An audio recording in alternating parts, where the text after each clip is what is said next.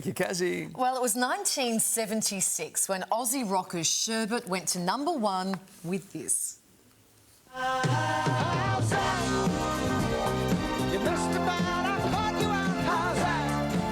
wow. It wasn't long until lead singer Daryl Braithwaite branched out and chased success as a solo artist, releasing a string of hits in the 80s and 90s. The ARIA Hall of Famer is probably best... Daryl? Good morning, Larry, Kylie. How you But going, you know mate? what? Any excuse for us to play horses. Oh, yeah. Doesn't matter. Like, birthday parties, weddings, whenever that plays, right, they're guaranteed to fill up the dance floor. It works sometimes. It works all the time. Well, I mean, what's the track mean to you? I love it. I mean, because initially I found it on Ricky Lee Jones. Good kind, and that was when you performed it on stage with Harry Styles. Gee, that was a moment. It really was. It was unexpected. It only came up about 24 hours before, and Sony, my record company, said, Are you in Sydney tomorrow? And I said, no, going home. They said, well, Harry would like you to, if you're able to, come and sing with him. And I went, OK, I'll be there.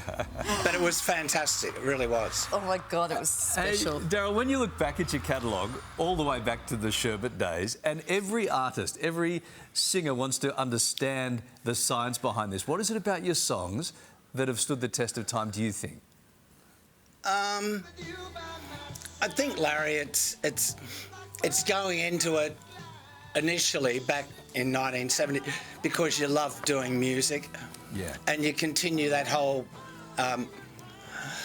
project right up till when you stop. But it's just lovely, like finding songs, even writing occasionally, and with the group that I'm with.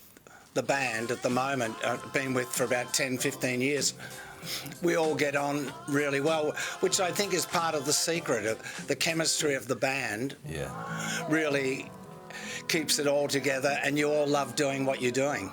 You know, seeing that Sherbet stuff, I remember I was a little girl and the newspaper had printed the songs to the album in the newspaper. Oh, wow. And I cut it out and made a little book out of it with staples, and it was all the Sherbet songs. You would have had it probably... Clear as a bell, I can remember it. It was that era. You would have had a poster of Daryl, the one where he's just wearing the vest, no shirt, with his nipples and hairy chest out. You would have had that poster on your wall. I don't remember that, but I remember Larry, my house that songbook. I was going to ask Kylie, who did you like out of the band? I suppose it was Garth. Good question. Oh, didn't mind him, but you know, you're up there. You're up there.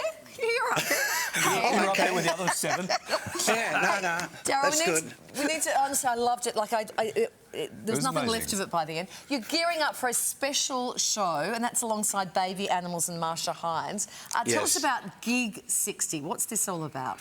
It's they're having 3 nights from the 25th of September, 26th, 27th, and they're having different formats. On the first night, there's Marsha and the Baby Animals and myself, and then there's the country icons, I think, the next night, and then the new style of music on the third night, and it's at the Coliseum, which is out at Rooty Hill. Beautiful venue, absolutely gorgeous, and it's a great outlet. I mean, for people out there in the western suburbs of Sydney, you know, to come along, and because it really is a mighty venue. It really is. It's a tremendous venue. Now, Daryl, if Elton John, the Eagles and the Rolling Stones have taught us anything, it is that retirement is for chumps. How has touring changed for you? You're still really match fit, rocking the black T-shirt, a little bit of a bicep flex with the microphone on stage. How are you keeping it together? I don't know, Larry. It's like moments like these too, which get into your head when you see, say, the likes like Joe Biden, that situation, and you think, retirement. I wonder when, and you really don't know. It's like, and with this thing of singing and playing in a band, hopefully it will come to you at some stage where you go, okay, it's best to give it up now before, you know, whatever.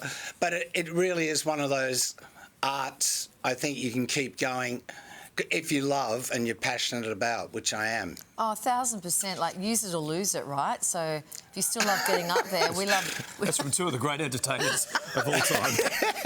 Thank you. It's our mantra every day. But just so you know, we are both also looking at Joe Biden and go, maybe it's time to go. Look great at George to talk to you, Clooney. legend. Yeah, Mate, thank you. Thanks for decades and decades of just great music. Good to see you. Yeah, and keep Thank it you. coming. For more details about Gig 60 and where you can see Daryl Braithwaite and his cohort, just head to our website. That was awkward. What was awkward? All you had to say was you, Daryl. I loved you the most. And you went off into Garth No, land. I And didn't then know he offered up Gar. I just knew I Sherbet reckon as you a liked whole. what about a Alan. bit of redemption? He's still there. You can say it now. Yeah. No, I just love Did you Sherbet like as a whole. Alan? I don't know all the individual. I just loved you as a whole. A whole. Yes. Yeah. And I had my little songbook and I had my cassette. And like you'd put the cassette in and then get the songbook out and do the words. Oh, Thanks, good Daryl. times. Are you right up there on the fence? Do you want me to pass you a nice cup of tea and you can just sit up there?